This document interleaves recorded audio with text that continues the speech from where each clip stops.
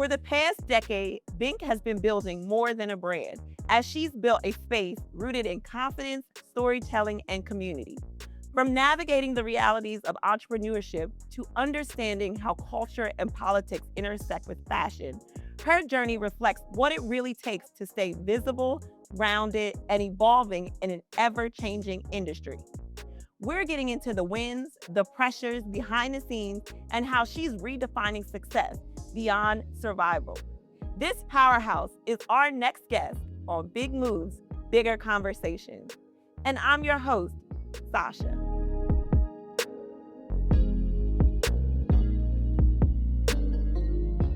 So glad to have you, Miss Bink, on set.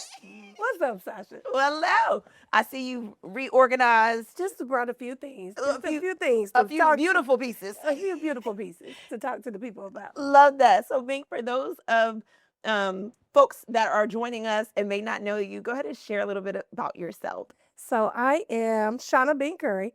Everybody calls me Bink. Yes. I am from Decatur, Georgia, so I am homegrown. I do not claim Atlanta. I'm not from Atlanta. I'm from Decatur, the Yes. east side, the best side. Okay. I am a proud graduate of Valdosta State University and Georgia State University.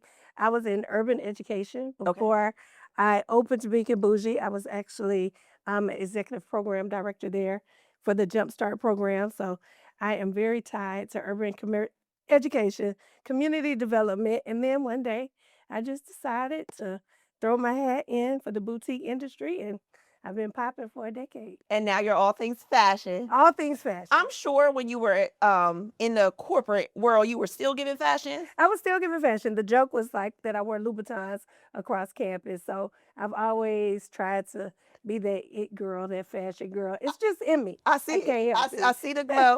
Even in tan and the neutrals, I can see it, man. You know, just a little something. I'm from the South. I get it. So, Bink, you have such an infectious personality that shines through even virtually. What makes Blink glow, and how do you recharge? So what makes me glow is my son, Okay. JB, as I affectionately call him. He's just everything I wanted to be when I was his age. I have to admit that when I was in high school, Yeah. I might not have been the nicest girl.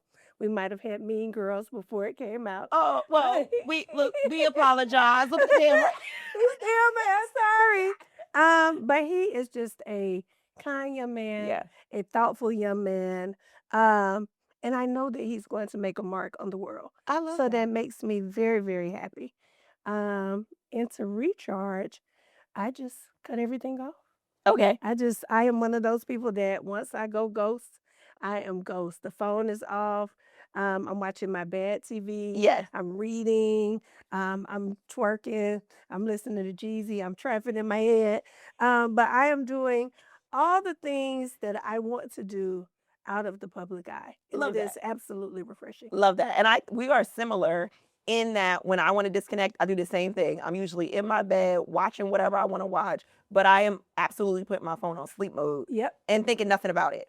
nothing. Love that. Okay, so you've been in the fashion industry as a boutique owner, celebrating a decade. So cheers, audience clap. What's been the biggest surprise on your journey thus far? I think the biggest surprise is actually the people. Okay. And I mean that twofold. So your customers have changed. Yeah. Like the customers that I started with, we were in our late 30s. Mhm. So now we're in our late 40s. Yeah. So some make more, some make less. Yeah. Some have decided to shop differently. Some, want to see everything on TikTok. Yeah. Some still rely on Facebook. And their taste has evolved. Yeah. I can't pick things for 20-year-olds anymore. Yeah. That's not in my bandwidth. Yeah. So as the customers have evolved and pivoted and wanted more things, I've had to do the same. Got it. And this to me is an interesting question. I thought about it because in the production of BMBC, there's been moments I've wanted to scream. Yes. Only good screams because I love my staff. But I think when's the last time you wanted to scream? The last time I wanted to scream was actually last week. I literally lost 3 employees in one day. I had one employee who got an amazing opportunity to be an assistant to an influencer. Love He's that. always wanted to do that, but it was literally 2 hours notice. Okay. Like, he was like, "Today is my last day." Uh, And then my part-timer, she was like, "Oh, I decided I just wanna be at the club full time. So, yeah, next week you could just take me off." And then my 3rd, like, my just swing employee, yeah. she was like, "Oh, they put me on the schedule for more flights because she's a flight attendant." Okay. So, literally, on Saturday, I had no employees, and business still has to open. Right. Things still have to go on, clothes still have to be sold. Yeah. So, it was like scream and then I take a bubble bath, and then I strategize and I jump back into it. Yeah, I love that. And I definitely want to dig deeper into your ability to pivot. But before we get there, I feel like even in our prep call, you have just such a innate ability to tell stories. And one of the areas that I didn't have as much of an appreciation for, but I did as you were talking, was how much politics play into the fashion industry, specifically because it's product intensity Exactly. intensive. Like, what is your messaging to the folks that are in the fashion industry who are maybe a little bit dismissive about what is going on in the world? And I always like to be very specific when I say what else is going on this administration.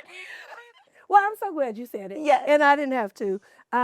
Specifically for women who are in the fashion and men Yes. who are in the fashion industry, the boutique industry, at the end of the day, even though we love runway, we love fashion shows, everybody is not a designer. Yeah. 80% of fashion is fast fashion. Yeah. And that is made, you know, most of it is made overseas. But Yeah. when these tariffs came, Yeah. not only did that halt the amount of product we could get at a certain price point, Yeah. but the fabrics that go to LA, that go to New York, where those manufacturers are turning out product, Yeah. there was no fabric. There Yeah. was no notions. So for a year, and I said a year because I mean a fashion year, a fashion season, and that could make or break your business. There was no new product to put out. Yeah. So people are looking for what they see on the runway, what they see in magazines, what they see on TV, and we couldn't get it. Or we couldn't get it at a point where we could sell it for a profit. Right. And that doesn't make any sense. Right. And so for those people that said voting didn't matter, I didn't really care, Yeah. they didn't really understand what that entails. So we have product that we can't get that's not being produced. And then on the other side, SBA protections, they are telling people, oh, we're ramping it up, we're ramping it up. But if you don't make over a certain amount of millions of dollars, Yeah. there's no credits and there's no money for you. Right, because this administration serves the upper. I mean, I don't want to get too far into it, but I love that you essentially painted the picture around, guys, you have to care. You have to care. You have to vote. You have to care. And I'll dial it down even to let people know how this works in your everyday life. The Georgia just had an election to elect the new Georgia insurance commissioner. Yep. If you wondered why your Georgia Power bills have been going up and SCANA have been going up for the past 5-6 years, Yep. literally it has quadrupled. Yeah. It was because the commissioners were, I can't say they were taking kickbacks, Yeah. but basically they were just turning a blind eye to how these bills were going up, up, up. Yeah. Well, we just elected new commissioners. Yeah. And probably within a year, our insurance bills our power bills are going to go back down. Yeah. All it was a vote. You have to watch who's in Yeah. charge. Yeah. And so if you're not voting, your life around you, you could either be out expensed Right. and outnumbered. And you're saying a year, but a year is a long time to survive a business cycle. And so I do feel like this. I am from Delaware.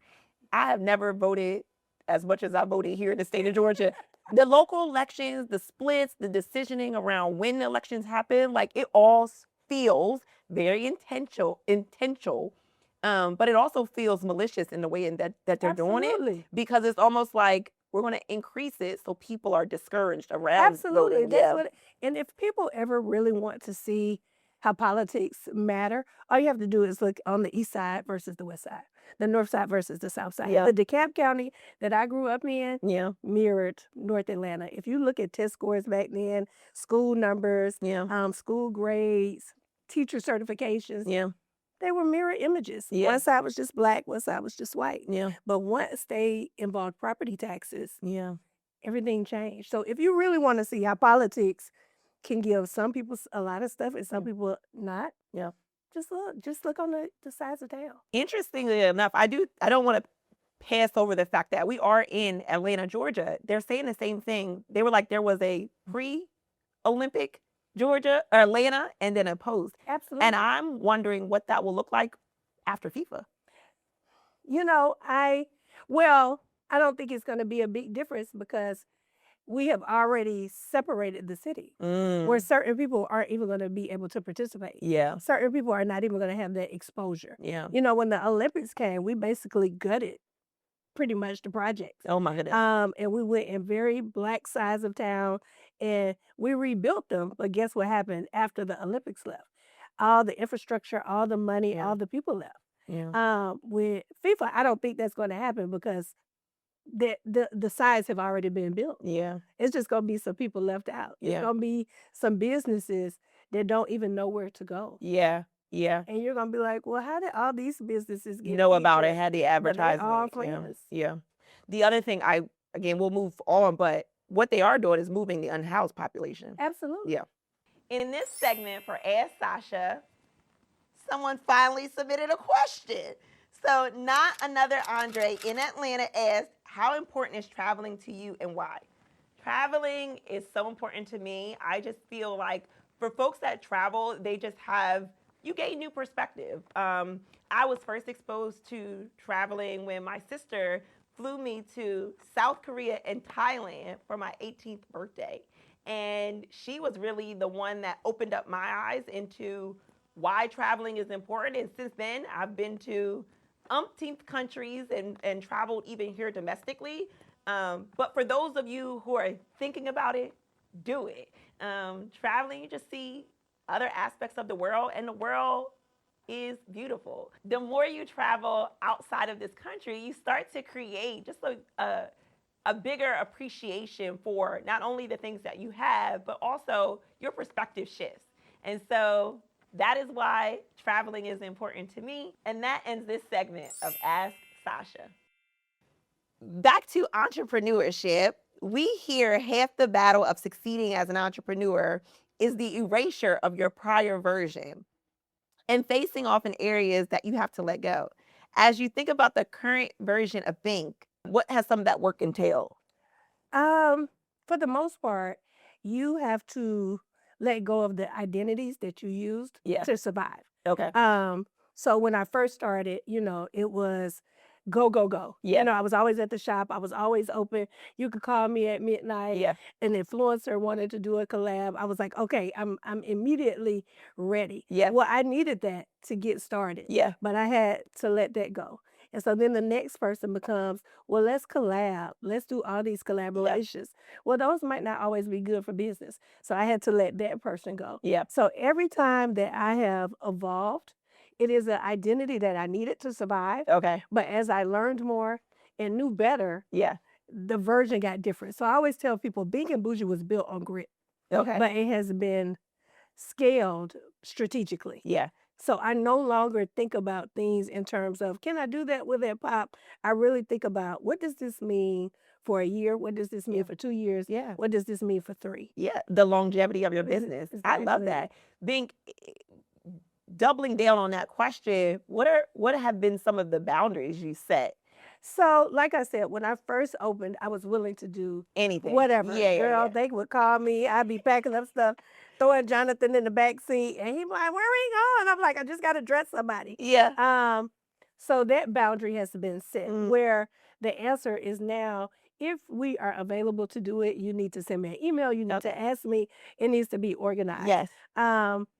The second thing is, it can be things very minor. Like, one thing I used to do is anytime there was a customer complaint, somebody made a comment, I would be right on there battling. Or I'd be calling, "What you say about my business?" And what I realized is, because it's personal to me, and it's my baby, I had to take myself out of that. So I don't talk to any customers. They all have to go through Sheila Sanders, which is our customer service department. You cannot talk to me. I love that. I'm not going to talk to you. Yeah. You can show up at the store and I will go in my office. Yeah. If it is a complaint, I'm just not, because for me, it's going to be personal. Yeah. And in 10 years, I have just not got the ability to be like, girl, separate it. Because everyone always says, "Oh, it's business, it's not personal." I am not able to separate, and so think maybe it's still growth. Yeah. Embrace it. So, to We're get very it passionate about what we're producing. exactly, especially if I think you're on something. Yeah. Like, if I think that, one of my fatal flaws that has been in business is I'm very aware of the messenger. Okay. And so sometimes the message cannot come because I'm looking at the The messenger. messenger, yeah. And so just to save all that aggravation Yeah. and really be able to hear the message, I had to put someone in place that listens to that. And then I have been, thirdly, I empower my employees to Yeah. be great. Yeah. Like I'm like, nobody wants to wait. You Yeah. got to make a decision. Yeah. But make a decision best for business. Yeah. Like you can't give the store away. But if we have made this person drive or Yeah. we've sent them the wrong thing, we're gonna give them Yeah. something. Something so that they walk away happy. Yeah. Think about this as if it's your business. Yeah. Because you don't get paid in monopoly money. Yeah. So if the money stops, you're not getting paid.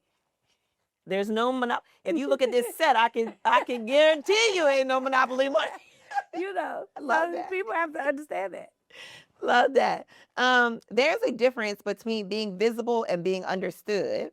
When did you realize that people saw the brand, but not always saw the weight you were carrying behind it? There is a strange type of loneliness when you are successful.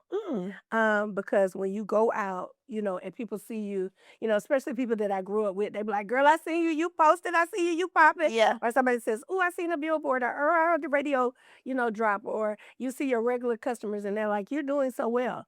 But they have no idea that you were up really trying to figure out what an email funnel is because you spent $15,000 on it and you like this look like you copied and pasted. Yeah. And now the person is not returning your call. Yeah. They don't understand that after you have paid the mortgage, the lights, the bills, Yeah. payroll, Yeah. and pay for product, Yeah. that you don't have nothing to pay yourself. Yeah. And you can't touch the cash flow that you need in your operating fund. Yeah. Because anything could go wrong. Yeah. And so there is a lot of times that even though you are successful and it looks that way, Right. people don't know that you're going on all cylinders. Yeah. People don't understand that you are still a small business. Like Yeah. I had to explain to someone, because my floors are getting fixed. Okay. And they were like, well, why are you just so worried about these floors? I said, if somebody comes in and sues me, Correct. my insurance could go through the roof, Right. and that could close me down. Yeah. Whereas, public, somebody slipping there, they got a whole team of Yeah. lawyers and insurance that's going to be like, okay, we're going to write that one Right. up and move on. I don't have that luxury. Yeah. And so things are just very different, and everything that might seem minor is major to us. Because it's impact. And I think Yeah. the other thing that you're highlighting is you understand business. I don't know that people spend enough time in business to actually understand or build the acumen around an operating expense, a Yes. fixed expense versus a variable expense. And so when we talk about owners and big business, I'm standing on big business, you have employees. Yeah. And when you bring somebody under you, that's a responsibility in itself. And so, And they can leave at any time. well, we already talked about how they did. And they, and that's what they are. Yeah. They're employees, Yeah. but they're not the brand. It's not their business. Right. Everything falls on your shoulders. Yeah. So like they say, heavy who wears the crown. Heavy who's round up. Please bring her a crown. Okay, Bink, how do you know when it's time to push through discomfort versus when it's time to pause and recalibrate? Discomfort is like what happened. Yeah. All the employees left. Yeah. I still have to open. Yeah. I know how to operate my business. Yeah. I think that a lot of times when people move too fast, they do not learn all the aspects of their business. Yeah. Like they don't understand. You have to be able to understand every part of the operation. Yeah. So if something goes wrong, you can handle it. Yeah. So that's when you push through. But then when, like I said, the industry has changed, Yeah. right? Tariffs came, this administration came. Yeah. Amazon has been a big disruptor to the fashion industry because everybody has an Amazon mindset now. Yeah. everybody is like, oh, I paid for shipping. It's supposed to be here tomorrow. Right. Ma'am, I'm not Amazon. Right. We don't have that capability. And it clearly says 5 to 7 business days. Yeah. And that was very fast for when this industry started. Because Yeah. I was like, it has to go out within a week. People want their stuff. Well, now people want it overnight. Yeah. And so what had to happen with that is I cannot compete with that, right? Yeah. I'm not going to try. Yeah. It's not possible. So we have to pause and say, well, we cannot compete with the overnight shipping. Yeah.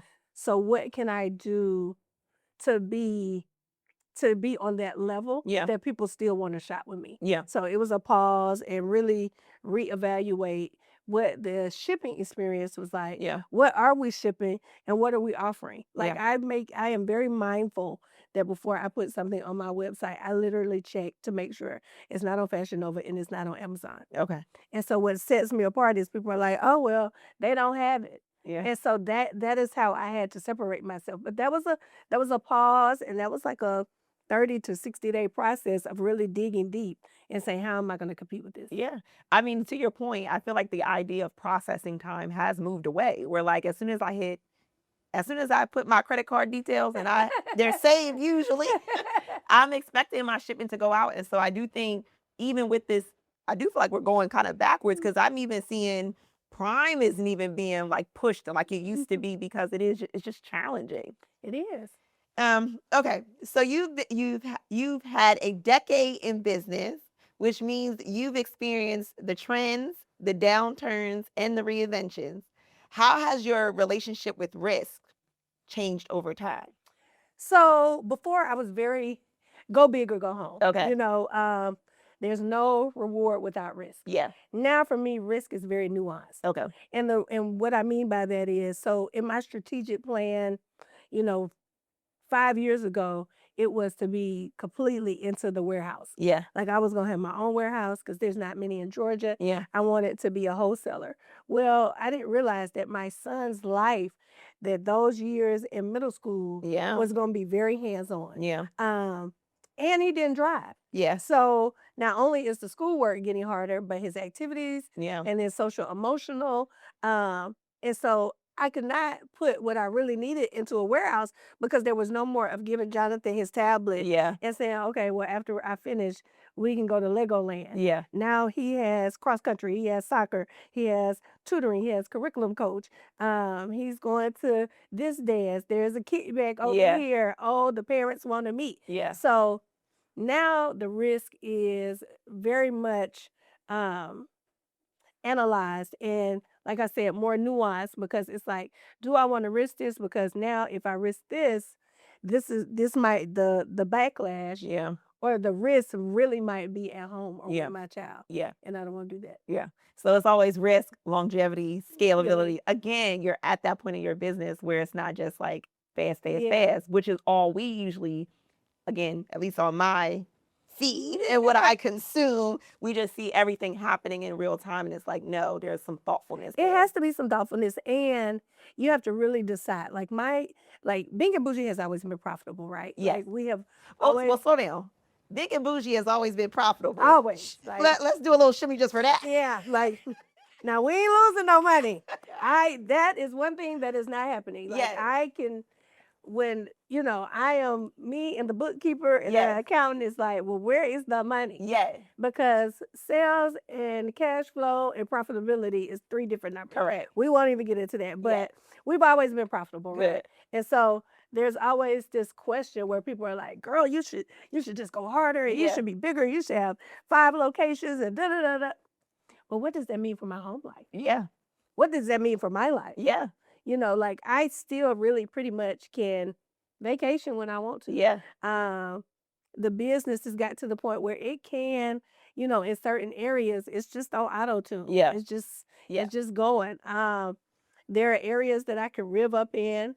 And don't get me wrong, there is peaks and valleys. Yes. But for the most part, we make money. Good. And so I no longer am at the place where I'm like, I just want to make more money. I just want to make more money. Because when you do that, that's when you lose the balance. And I think on Instagram and Facebook and with these coaches, they're just telling people just make more money and you do this, you're gonna post and you do the, but then those people are unbalanced. Yeah. What's the sacrifice behind Yeah, it? And so no one's ever going to tell you the negative implications behind your decision. you're right. But you have to realize there's always going to be something you're giving up. And you can have a good life. Yeah. Like a good life does not mean that you're making all the money. Yeah. Like a good life is I have literally been in business for 10 years Yes. with not so much as a real commercial. Yeah. And I've seen people that have been way popular to me. Yeah. And I've been like, oh my God, I wish I was like Yeah. them. And then they close and they Yeah. call me. Hey, you want to buy some inventory? Hey, you want to? No, girl. Mm-mm. I'm good over here. So, you know, that's just what it is. Bink, again, I don't know that I've laughed more in any other episode. Okay, so as we think about what's next for you, where do you think this next chapter is taking you?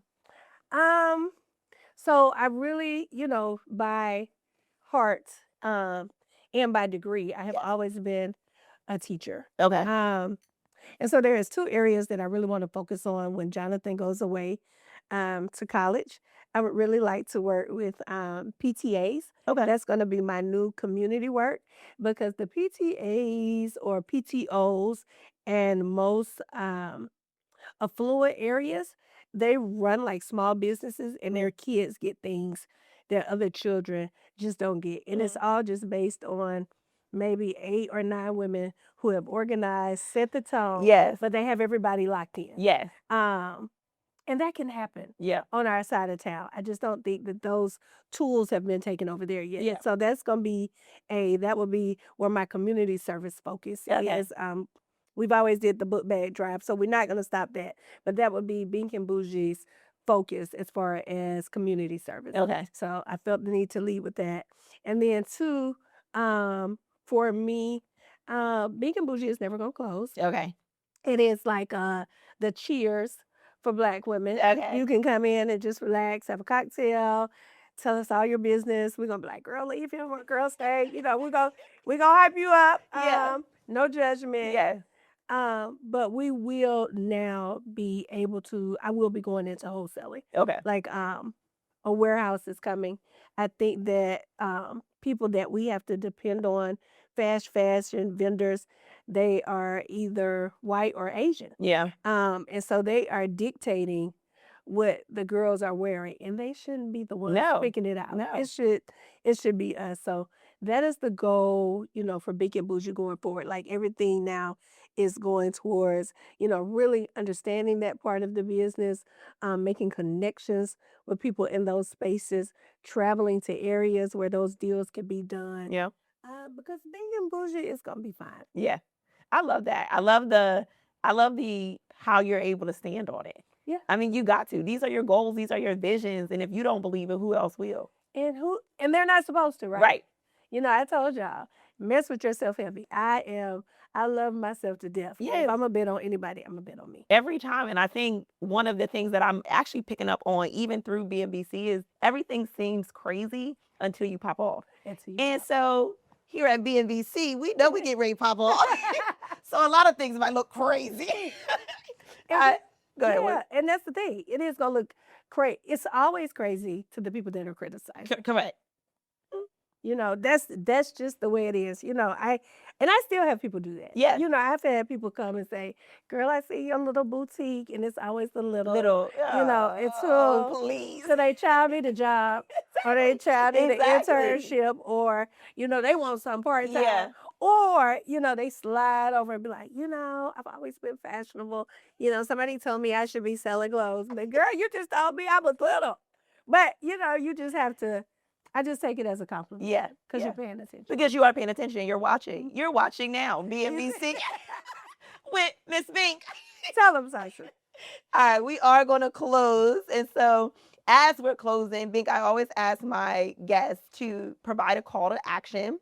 So for the folks that are listening, we do it at a red light, green light. So red, I want to continue. I want folks to continue. And then green, or red, I want people to stop. And green, I want folks to continue. What are those two things?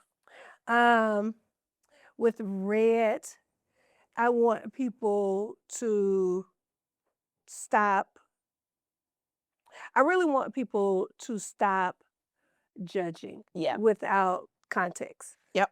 Without all the information. Yeah. And then as far as the green light is concerned, I want everyone to pick just one person.